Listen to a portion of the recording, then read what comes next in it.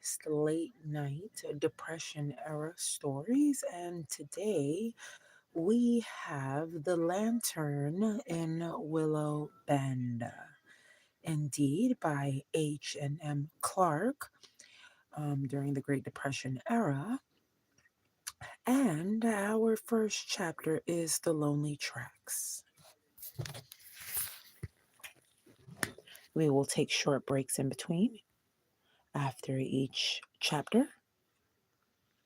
And God willing, I will load up another story and try to consistently do that once a week when I have the quietness that I need for reading.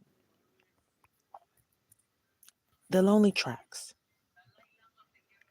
The year was 1933, the middle of America's hardest winter since anyone in Willow Bend could remember. Railroad tracks cut along the edge of town like a scar leading past empty barns and shuttered shops. On those tracks walked Eli Turner, 27, coat thin, boots with more holes than leather.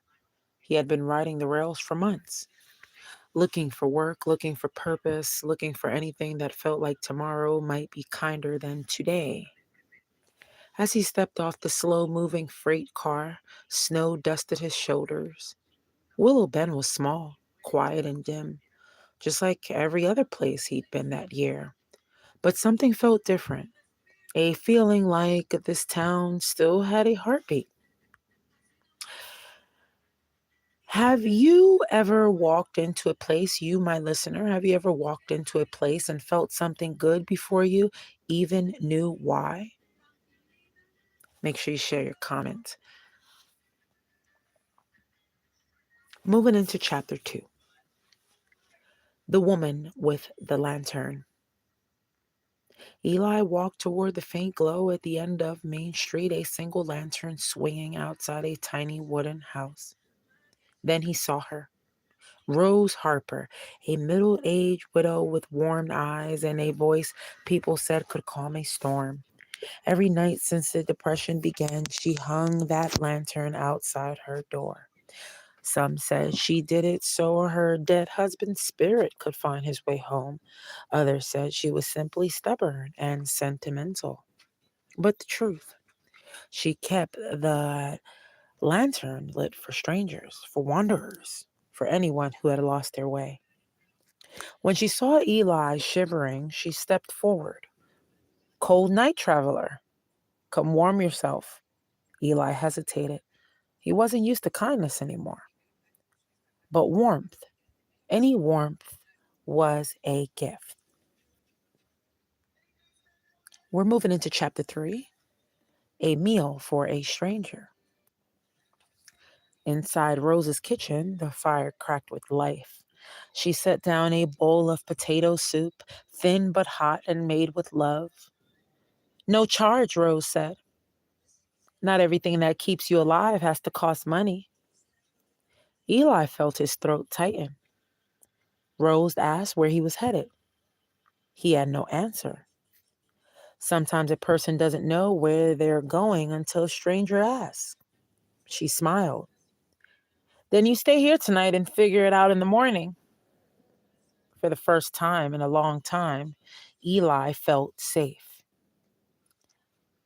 So I ask you as my listener here, who is the Rose in your life? Someone who helped you when you were lost? We're moving now into chapter 4, the town that forgot its light. Willow Bend used to be loud with music, church bells, and Saturday dances, but the Depression had taken most of that away. The factory closed, the school shut down, the stores boarded up. People had not only lost money, they lost hope. Rose told Eli, this town used to shine so bright, now folks walk with their heads down. That night, Eli stared at the lantern on her porch. One light in all that darkness. He wondered if one light could really make a difference. Chapter 5. When Hope walked in. The next morning, Eli offered to repay Rose. "I don't need money," she said, "but Willow Bend needs hands willing to help." So Eli spent the day chopping wood for neighbors, fixing doors, carrying groceries for the elderly, and helping anyone who needed help. Word spread fast. "There's a stranger in town helping people, and he doesn't want anything for it." Children followed him. Men nodded respectfully. Women waved from porches. It had been a long time since Willow Bend felt alive. Welcome, Jewel Davis, 6344, to our story time. Welcome. Miss Jewel Davis, 6344. Thank you. Blessings to you and family. Chapter 6, A Storm on the Bend. One night, the town was hit by the worst blizzard in a decade. Winds howled like wolves. When the power went out, panic shot through Willow Bend. People couldn't heat their homes. They couldn't see, couldn't stay warm. But then a glow appeared down the street. Eli was running through the snow, carrying Rose's lantern high in the air, calling, "Everyone to the Harper house! Fire's going strong!" Neighbors trudged through deep snow toward the lantern's glow. More came than Rose had ever expected. Her home overflowed with freezing families, frightened children, and elderly folks wrapped in blankets. And that lantern kept burning. Now, I ask you, my listeners, this is a big emotional moment.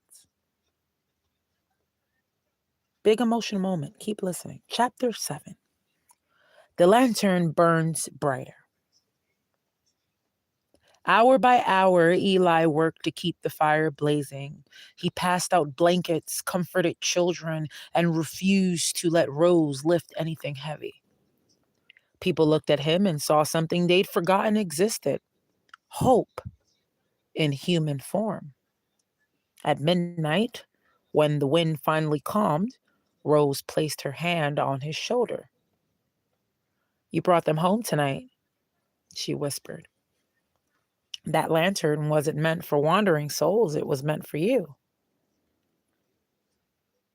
Chapter 8. Miracles in the Morning.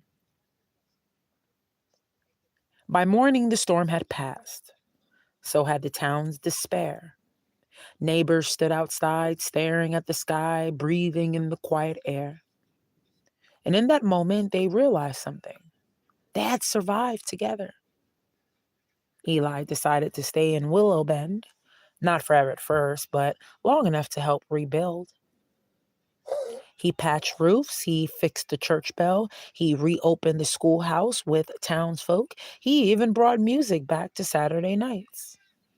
The town came back to life not because of money, but because of a single lantern and a stranger who believed people could shine again. And every night, Rose hung that lantern on her porch, not to guide spirits, not to honor the past, but to remind Willow Bend of one thing.